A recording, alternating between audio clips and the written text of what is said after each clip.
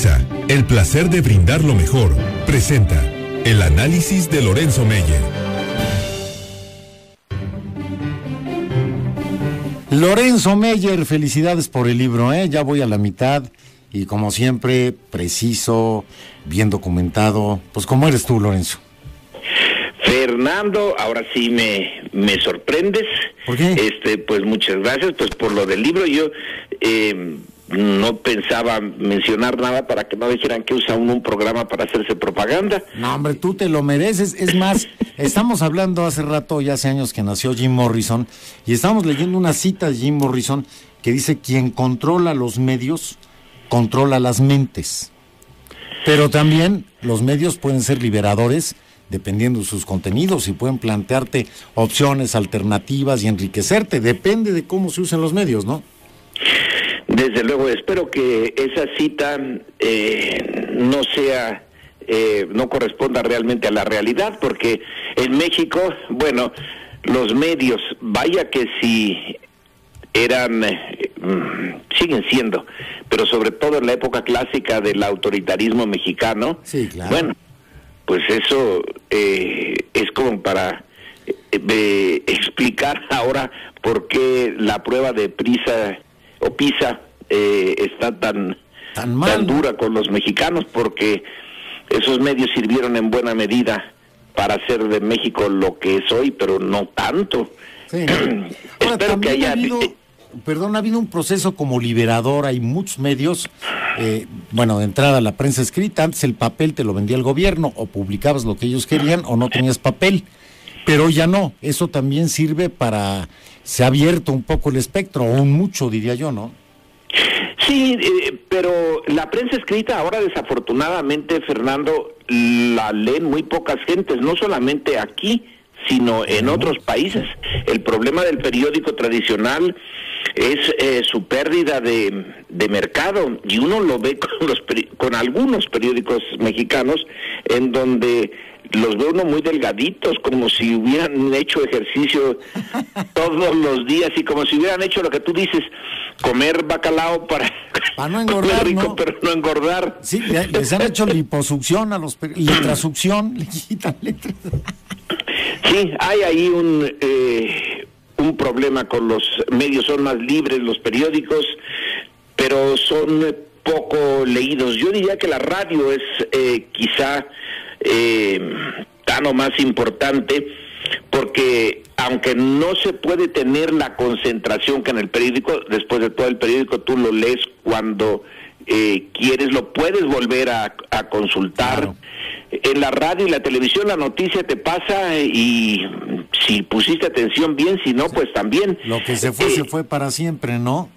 Pero aunque el radio nos da mayores posibilidades de ahondar que la televisión es la más efímera, pero el radio es ahora un espacio en donde sí hay más libertades y alcanza mayor público. Sí. Finalmente está este problema que hemos tenido desde siempre de la televisión. Esa televisión que nació con Miguel Alemán, que nació con un propósito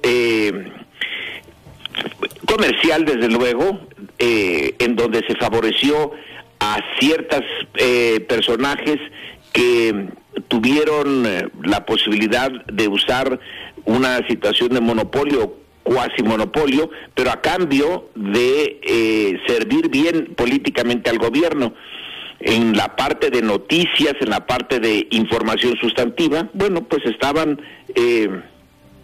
como una secretaría de difusión y propaganda del gobierno. Sí, pues acuérdate que Azcárraga decía: en esta empresa somos soldados del PRI. Azcárraga, el papá del actual. Sí, así era.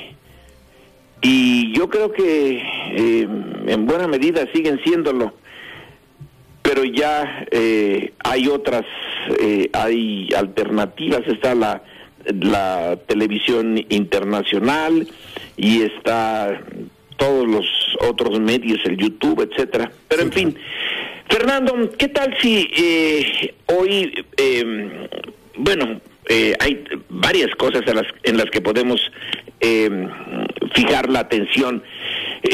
Una, vamos a hacerlo rápido, te propongo, es esto de los exgobernadores. Tal Bien. parece que dejar el gobierno de un estado es empezar la lista larga, pero larga, de corrupción. Ahora nos encontramos con el exgobernador de Zacatecas, ¿no? Sí, no estaba, pero ya está. Pues, ¿cuántos faltarán, ¿Cuántos faltarán? Pero bueno, aquí tenemos otro en la lista, y esto ya, de no ser tan grave el problema, pues sería cosa de risa, ¿no? De todas las artimañas y todo lo que usan los gobernadores para enriquecerse, desde hacer presas en su propiedad y apoderarse del agua como si fuera privada, que en realidad ya lo es en buena medida, porque todas las botellitas de agua que traemos en este país, pues son privatización del agua. Pero en fin, desde esa famosa presa en la propiedad del exgobernador hasta todas las empresas ficticias que se usan para pagarle servicios que nunca hicieron y que Raimundo Rivapalacio ha estado sacando en el Financiero en estos días, con nombres, apellidos, empresas que debieron de haber sido verificadas por el gobierno local, por el gobierno federal, que debieron de haber sido detectadas de existir una auténtica, o bueno, si no auténtica, por lo menos una división de poderes que algo sirviera, en donde el Congreso en un estado viera cómo su gobernador está pasándose de la raya. Pero lo que indica con esa existencia de empresas a las que se les pagaron millones y millones de pesos, que no hicieron nada, que no existían, que fueron nada más estructuras mentales, porque no había nada sustantivo, pero que lo sabían muchos, que el gobierno federal, que es el que manda un montón de recursos a los estados, y nadie se dio tenía la obligación de saber qué estaba pasando, pero se hace el gobierno federal el que le habla a la Virgen. En los estados, los auditores, el Congreso, no sirven absolutamente para nada en materia de control. Yo no sé si sirvan para algo en otra materia, pero en la de control de sus gobernadores, cero. Entonces, no cumplen la función para la que están, porque es un contrapeso, no una guerra ni una salamería, contrapeso. Pues sí, en teoría yo creo que en muchas partes así funciona, pero aquí no. No. Entonces es un indicador más de la naturaleza de nuestro sistema político, que no ha cambiado tanto desde hace un buen tiempo como debería, porque la idea de la transición a un sistema diferente, bueno, sí, no estamos en el sistema de hace 30 o 40 años, de acuerdo, pero estamos lejísimos del que deberíamos de tener.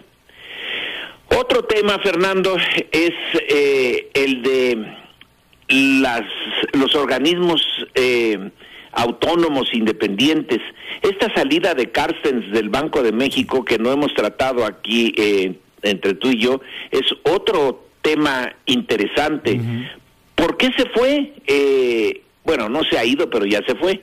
Este personaje que se supone que el Banco de México es una de esas instituciones que tiene tradición de, pues, una buena o relativamente buen servicio civil de carrera ahí, que son muy profesionales desde que lo creó Calles, y que pues tienen conciencia de que sirven al país, etcétera.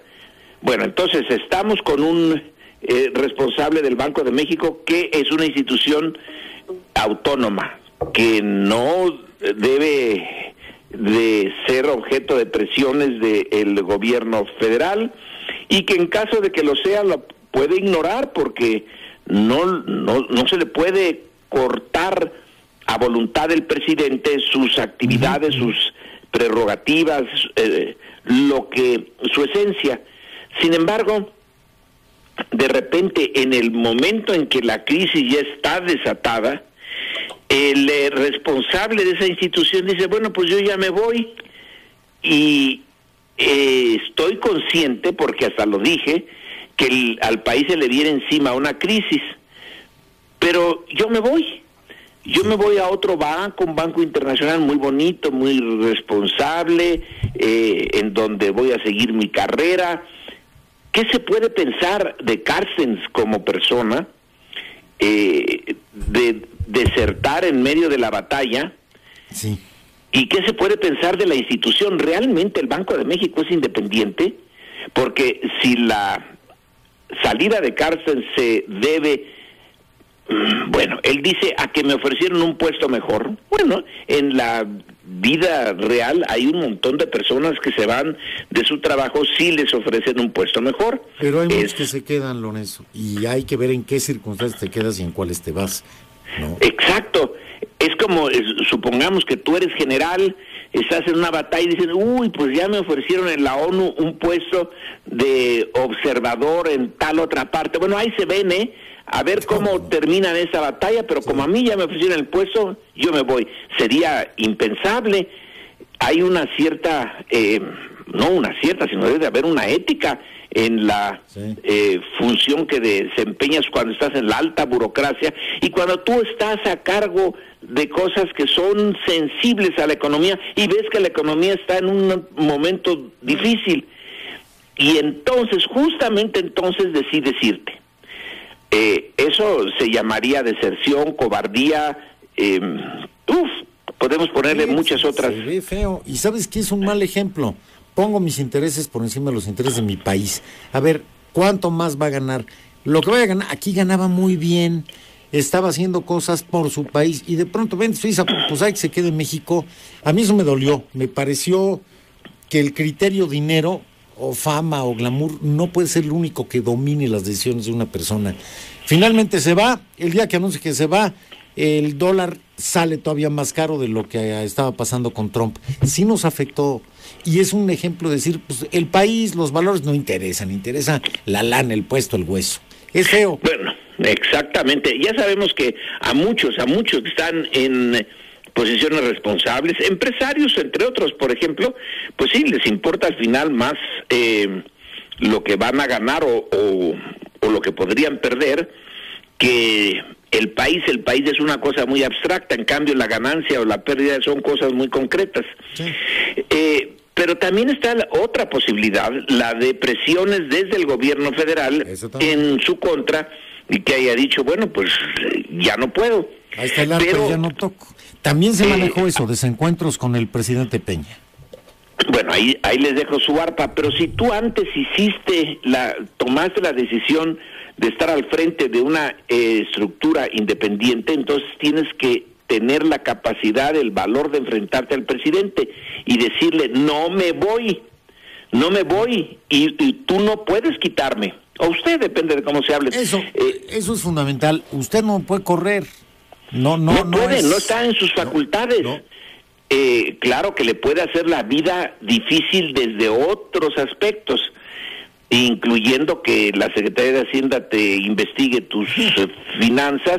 No, bueno, esa siempre ha sido un arma del poder contra cualquiera que se salga de la raya.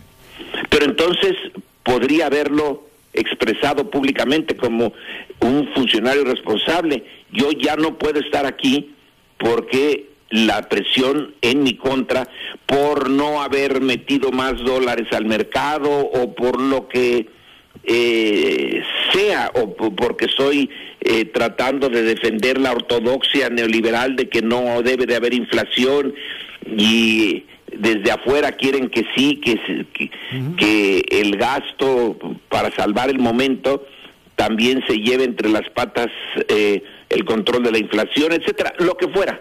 Pero creo que con el buen sueldo que recibió desde hace mucho tiempo, tenía también la obligación de aquellos que le pagan el sueldo, que somos todos nosotros, de decirnos qué es lo que estaba pasando y por qué había llegado al punto en que no era posible seguir defendiendo su puesto. Pero nos da la explicación más desafortunada para todo el entorno en el que estamos. Eso, me pagan más y pues es un puesto que no requiere no tiene tanta presión y sí tiene mucho prestigio, y ya cuando sea yo viejito y haya yo acumulado una cantidad importante de dinero, me dedicaré a escribir mis memorias y explicaré qué pasó. Sí, no, además en Suiza no hay baches, entiendan, ya me voy. Sí, todo está limpio, el chocolate es muy bueno, el aire puro, etcétera. Sí.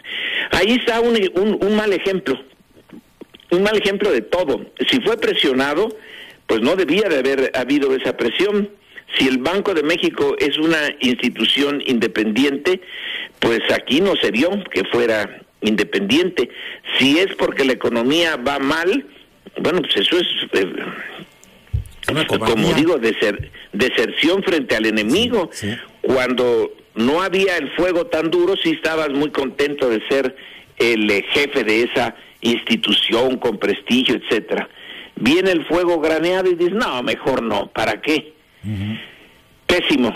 Bueno, otro tema que ya está en el Congreso y en el gobierno federal, se están programando reuniones para ver qué hacemos frente a la posible reacción o acciones de Trump contra México, porque somos un blanco espléndido para un tipo como Trump, que necesita de acciones espectaculares para satisfacer a sus bases, aunque sean bastante estúpidas, porque el presumir que logró que Carrier ya no viniera a crear 1,000 empleos en México y se quedaran allá en Estados Unidos,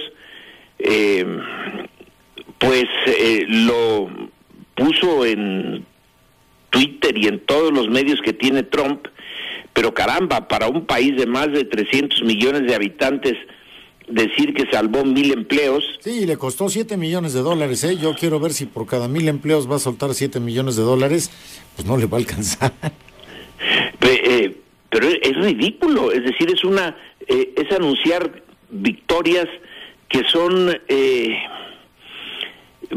que no tienen mucho sentido. Es como cuando a mí se me vino a la cabeza cuando Reagan, en su afán de demostrarse duro con la izquierda, señaló que el tipo de movimientos revolucionarios que había en Centroamérica, en Nicaragua, en especial, eran un peligro para Estados Unidos porque estaban a unas cuantas millas de Texas.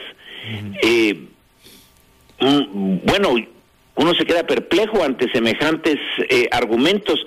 En el Reagan de entonces, que también republicano y conservador, etcétera, ¿a quién se le ocurre que desde Nicaragua se puede atacar a Texas? Pero entonces se vuelca a Estados Unidos, le da una paliza a los nicaragüenses, interviene abiertamente en El Salvador, en Honduras también, y bueno, derrota al enemigo. Pues si el enemigo prácticamente no existía, pero qué paradota de cuello de que ha derrotado a la conspiración comunista en Centroamérica, que afectaba o que amenazaba con afectar directamente la seguridad de Estados Unidos. Es lo mismo más o menos. Aquí es exagerar al adversario mexicano, decir que tiene que va a deportar a millones de mexicanos que tienen antecedentes criminales. Pero ¿cuáles son esos millones con antecedentes criminales? ¿Qué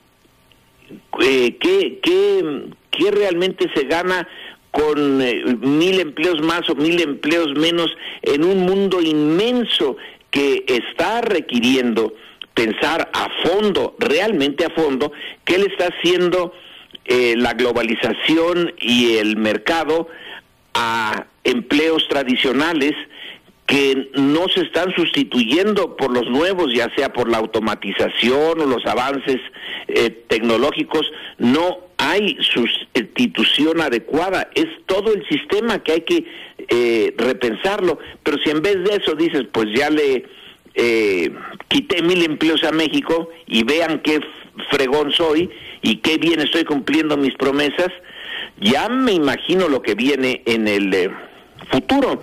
Uh-huh. Somos un adversario muy fácil para un demagogo. Se puede realmente convertir México en un monstruo y luego golpearlo y decir, ya, acabé como San Jorge con el dragón, ya lo maté. Bueno, frente a ese tipo de amenazas, dicen hoy la prensa, ¿no?, que en el Congreso se van, el líder del Senado que se va a reunir con la Secretaría de Gobernación, la Secretaría de Relaciones Exteriores, con empresarios.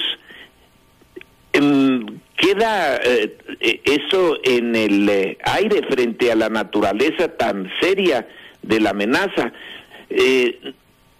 Sí, que nos informe que se van a reunir, pues está bien, pero esa no es la respuesta. La respuesta tiene que ser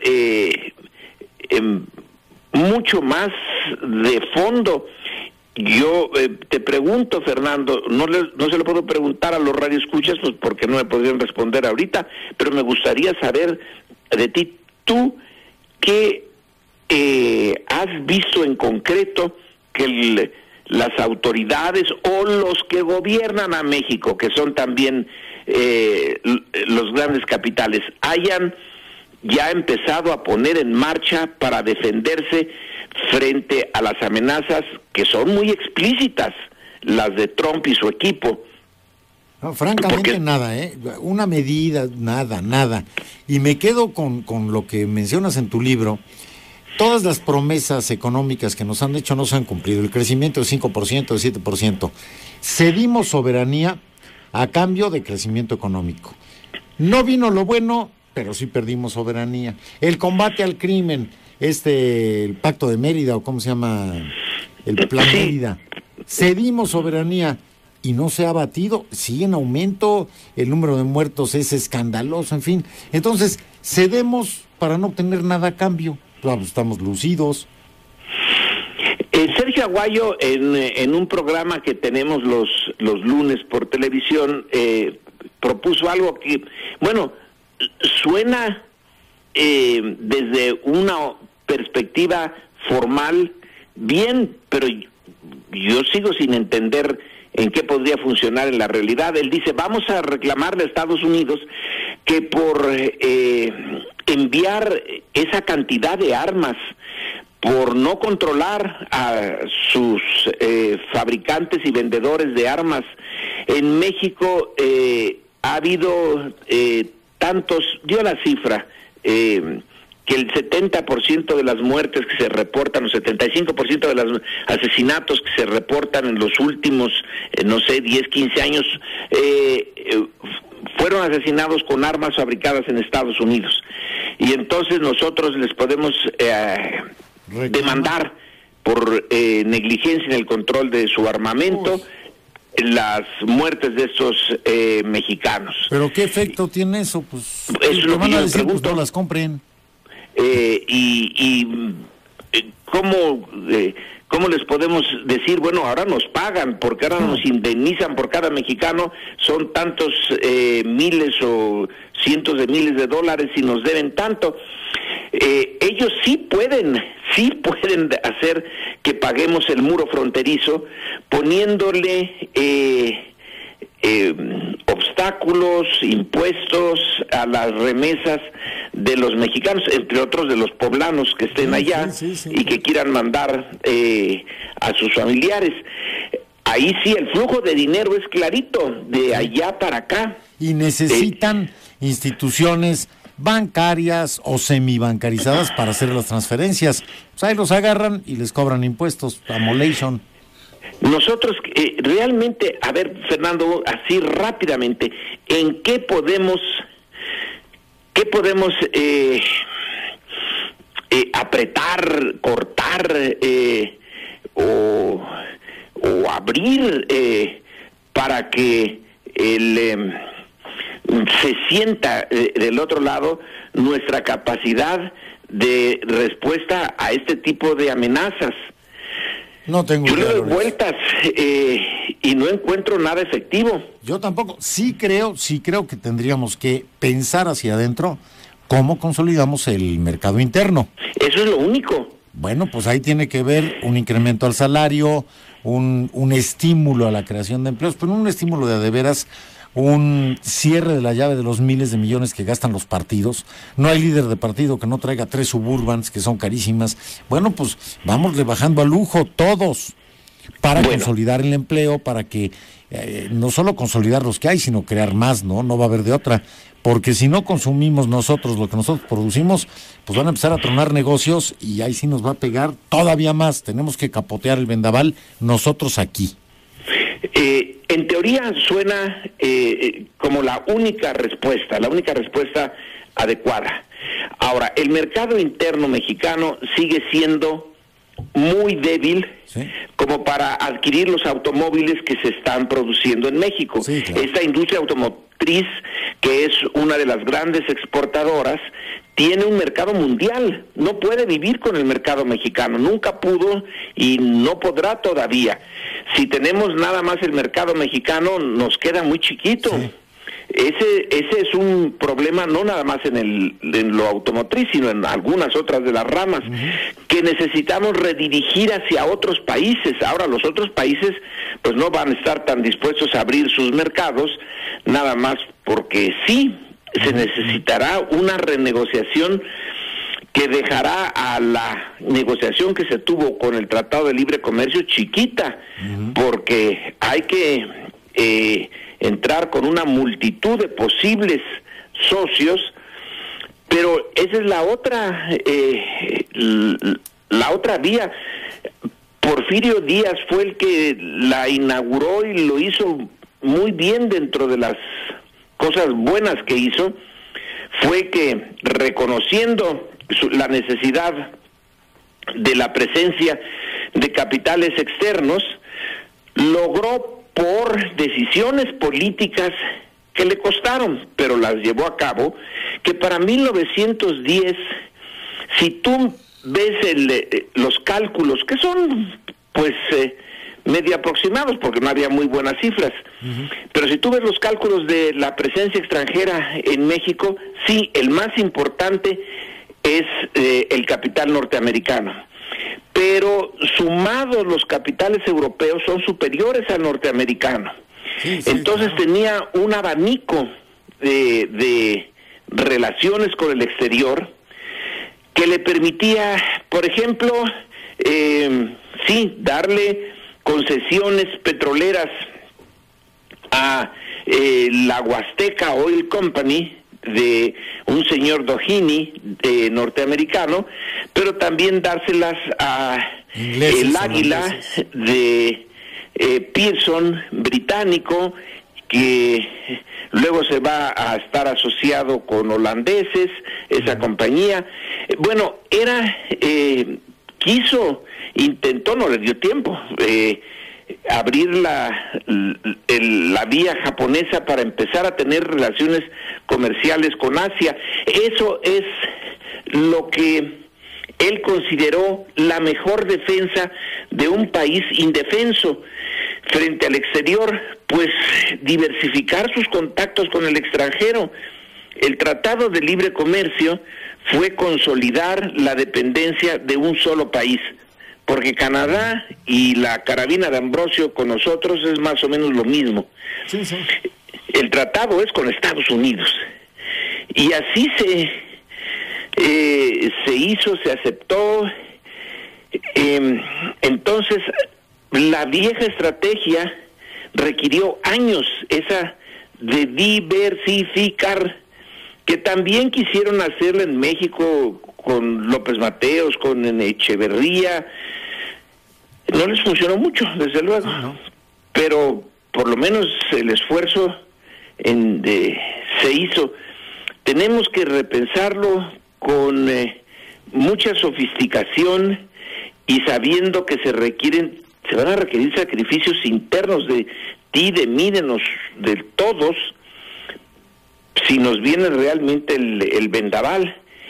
Esos sacrificios internos requieren cohesión política. Y no la hay. Sentido de dirección, sentido de que todo nos pertenece a todos, de que somos parte de una empresa nacional, pero por la manera como se reparten los beneficios y como se toman las decisiones, francamente esto es un país de unos cuantos. Claro, y entre esos cuantos no hay uno que pueda convocar y le creamos. El gran problema que tenemos es que a Peña le faltan 2 años, que van a ser los de la embestida, y ve dónde está su credibilidad. ¿Cómo puede el presidente Peña convocar a una cruzada nacional de lo que sea y que lo sigamos como le llevaban gallinas a Lázaro Cárdenas porque creían en él? Órale, para liquidar, para indemnizar a las empresas petroleras. Bueno, fueron a Palacio Nacional a dejarle los aretitos, la gallina, la no sé qué. El país le entró. Hoy, ¿a quién seguiríamos así los mexicanos? Dime uno. Esa es la pregunta. No de los 64,000 pesos, de los 64,000 millones de dólares. Sí. ¿Quién puede convocar a eso? Y no lo veo. Estamos entrampados porque legalmente pues tenemos que esperarnos 2 años a que esto termine. Sí. No podemos adelantarnos. No hay revocación de mandato ni nada por el estilo, y Trump nos viene ya en enero. Ya nos está pisando los talones, ya. Y su vicepresidente, el señor Mike Pence, nos dijo que sí se piensa construir el muro, que bueno, finalmente pues es su muro. No nos gusta la idea, pero es suya. Pero nos dijo también, si mal no recuerdo, el domingo 4, que México lo va a pagar. Sí. Esa es una de las declaraciones que de plano nada más falta que nos declaren la guerra, pero es una declaración de guerra moderna, una guerra económica, y con eso te voy a ahorcar, pero aparte tú vas a construir el cadalso, vas a comprar la cuerda. Bueno. Sí, exactamente. A pocos países se les puede, ahorita en este siglo XXI, encontrar una situación semejante. El otro le dice: yo voy a hacer dentro de mi territorio un obstáculo enorme para no verte, porque me molestas, porque me causas problemas, pero ese gasto que tengo que hacer para no verte lo vas a pagar tú. Sí, no está. Es un insulto de una magnitud que la clase política no trata de que no lo comentemos, de que no nos demos cuenta, pero caracoles. Ahora, eso se debe a no es nada más nuestra geopolítica. Tenemos 3,000 kilómetros de frontera, sí, pero tenemos una posición de debilidad extrema.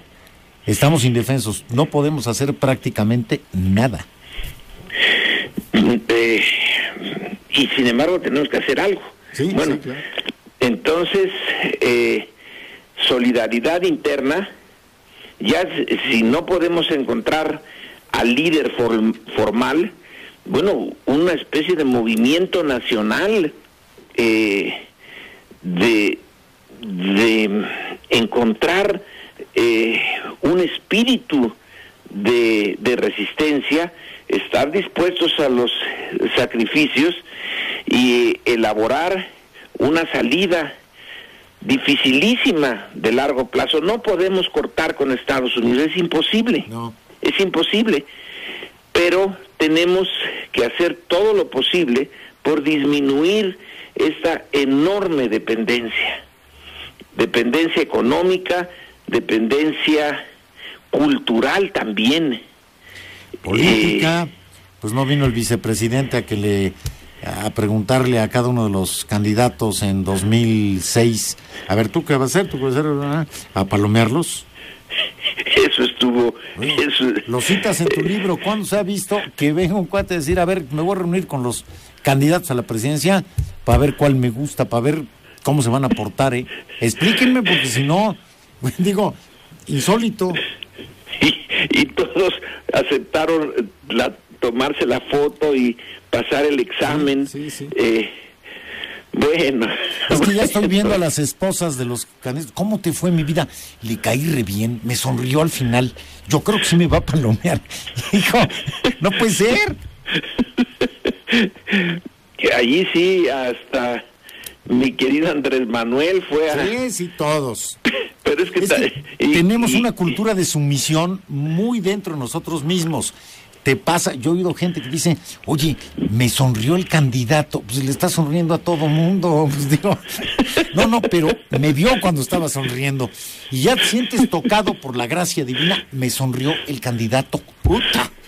Es una cultura de veras de vasallaje, no es democrática, no lo ves como tú igual, con un cargo por el que tiene que responder y que tú puedes elegir a él o a otro, no, lo ves como si te tocara la divinidad, me vio el candidato. Yo he oído gente y varias veces que te dice eso.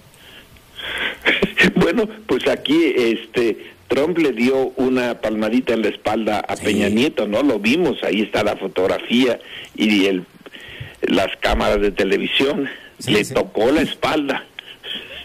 Es que ya me imagino a Peña Nieto llegando a su casa, vieja, ¿qué crees? Me dio mi palmadita. Yo creo que sí le caí bien, ¿eh? Yo creo que sí nos van a echar la mano, porque vieras qué amable, qué sonriente. Digo, por favor, ¿no? Empecemos incluso por esas cosas tan pequeñitas como dijiste al principio, antes de que empezara la conversación. Hay que consumir hasta donde podamos lo mexicano. Sí. Y hay que empezar a pensar en el mercado interno. Y bueno, finalmente, es la diversificación económica que cuesta un montón. Porque es contra natura, ya que nuestro vecino pues es el gran mercado mundial, pero eso nos dejó desnudos frente a una embestida tan demagógica y brutal como la de Trump. Pero te voy a decir, si de veras nos mandan para acá 2 millones de personas y además nosotros por susto, por lo que sea, no compramos productos mexicanos, pues va a haber no solo 2 millones que nos lleguen, sino otros 2 millones que pierdan el trabajo. ¿Qué pasa con 4 millones de personas que de pronto se quedan sin fuente para sobrevivir? O se vuelven ambulantes o se vuelven ladrones. Nadie se va a sentar en la banqueta a decir, no, pues ya me tocó morirme porque pues ya el señor Trump o porque ya no tengo chamba. ¿Quién se resigna a morirse en una banqueta porque ya no tiene opciones en la vida? Pues las busca, y las más inmediatas ya sabemos cuáles son, ¿no? Entonces, protejamos el empleo, no nos queda otra, consumamos cosas mexicanas para que no despidan a un pobre cuate que si no está trabajando mañana nos vamos a encontrar en la calle y quién sabe en qué condiciones, ¿no? Sí, no sería la primera vez que viene ese problema social, pero en fin, ya tendremos tiempo de comentarlo cuando termina la larga guerra entre liberales y conservadores y liberales y franceses, etcétera, que Juárez tiene que licenciar al ejército y que dejó literalmente pues no en la calle porque las ciudades no eran tan grandes, pero sí los dejó en medio del campo. Pues ¿qué ocurrió? Una ola de bandidaje, claro, que azotó a México por mucho tiempo y que medio se contuvo gracias a medidas brutales, que fue el uso de la fuerza sin contemplación contra esos bandidos que eran producto de la crisis política anterior y que los dejaron a cielo abierto ahí sin que ocuparse. Sí, ahora a ver qué haces. Así que ya nos ha pasado, pero bueno, Fernando. Bueno. Pues ahí vamos estamos. A seguirle pensando. Lorenzo, como siempre, te mando un fuerte abrazo. Otra vez, felicidades por el libro. Y hay que leerlo. Está en las librerías de Puebla, pues me consta. Así que hay que leerte, Lorenzo. Se aprende mucho. Gracias, Fernando. Gracias por esta referencia a distopía mexicana. Además, es de un autor mexicano, impreso en México. Es un producto mexicano. Así que 100%. más motivos para llegarle. Lorenzo, un fuerte abrazo y muchos saludos.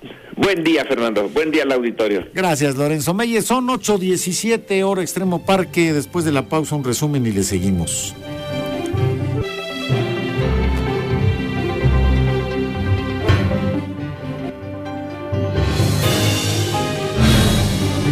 Prisa, el placer de brindar lo mejor. Presentó el análisis de Lorenzo Meyer.